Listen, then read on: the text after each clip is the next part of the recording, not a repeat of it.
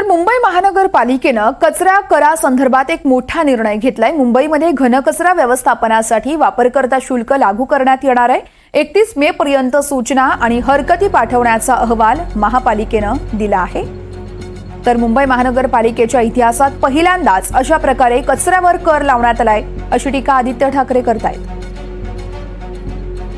की solid waste management म्हणजे घनकचऱ्याचं जे नियंत्रण असतं किंवा कचरा ज्याला आपण बोलतो, म्हणजे एशन्सीचा कचरा वेगळा, हा आपण जो साधारणपणे प्रत्येक घरातून असेल, प्रत्येक रेस्टॉरंटमधून असेल, दुकानातून असेल, पहिल्यांदा मुंबईच्या इतिहासात आता कचऱ्यावर शुल्क लावलं जाणार आहे। दंड वाढवलं जाणार आहे, दंडात्मक कारवाई होणार। कोणी थुकलं, कोणी कचरा टाकला, ठीक आहे, 100% मान्य, ते दंड वाढलेच पाहिजेत आणि तसे दंड लागू देखील केले पाहिजेत। पण पहिल्यांदा युजर फी ही वेस्ट मॅनेजमेंटवर आता लावली जाणार आहे।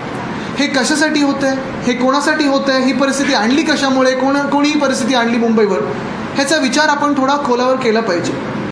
तर नेमका कसा हा कर आकारण्याचा प्रस्ताव देण्यात आलाय तो देखील पाहूया। कचरा व्यवस्थापनावरील खर्चातही भर पडेल। निवासी इमारत, रेस्टॉरंट, हॉटेल, हॉल या ठिकाणी शुल्क आकारला जाईल। 500 चौरस फुटांपर्यंतच्या घरासाठी दर महिन्याला 100 रुपये इतका शुल्क असेल। हॉटेल, रेस्टॉरंटसाठी 1,500 रुपये शुल्क असेल। पालिकेकडून याचा मसुदा तयार करण्यात येणार आहे। 31 मे पर्यंत हरकती आल्यास पालिकेकडे नोंदवता येतील।